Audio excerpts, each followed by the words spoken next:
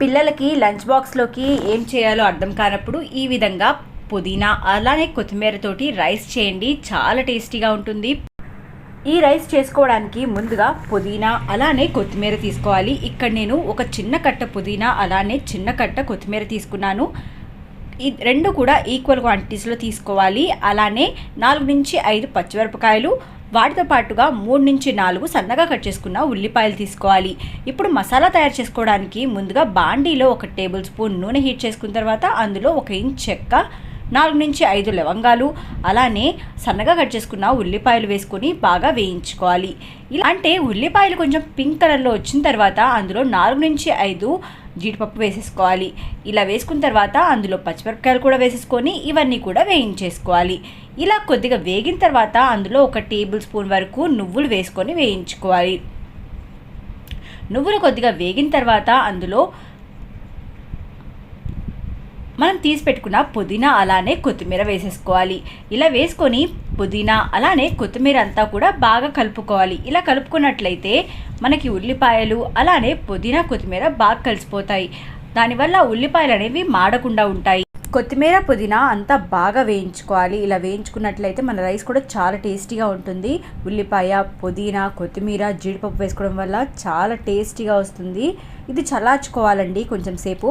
అంతలోపల మనం బియ్యం నానబెట్టేసుకుందాం. ఇక్కడ నేను 4 కప్పులు మామూలు బియ్యం, అంటే మనం వాడుకునే బియ్యం తీసుకున్నాను, బాస్మతి బియ్యం కాదు.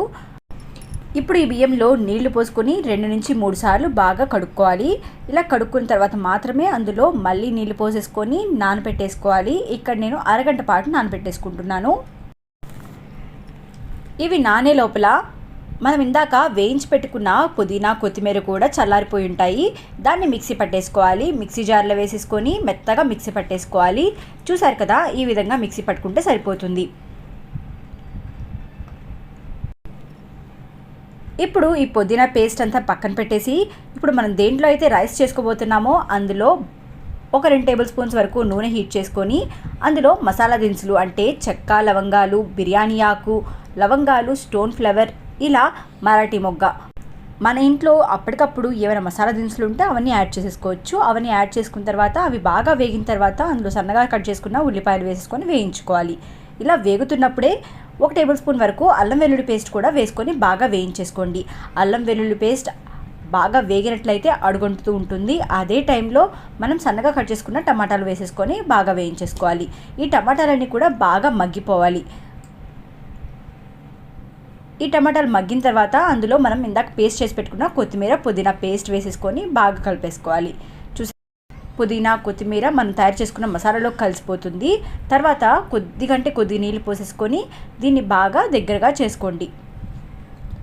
ఇలా చేసుకున్న తర్వాత అందులో కొంచెం పసుపు, ఉప్పు, అలానే కారం వేసుకోవాలి. ఇక్కడ కారం అనేది కొంచెం తక్కువ వేసుకోండి, పచ్చిమిరపకాయలు ఎక్కువ వేసుకుంటే టేస్ట్ బాగుంటుంది.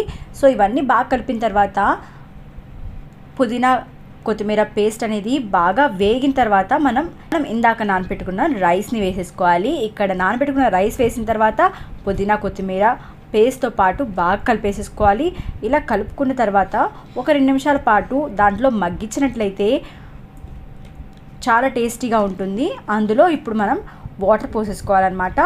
నేను ఇక్కడ 1కి 2 కప్పుల నీళ్లు పోసేసుకున్నాను. అదే క్వాంటిటీలో పోసుకుంటే కరెక్ట్గా సరిపోతుంది.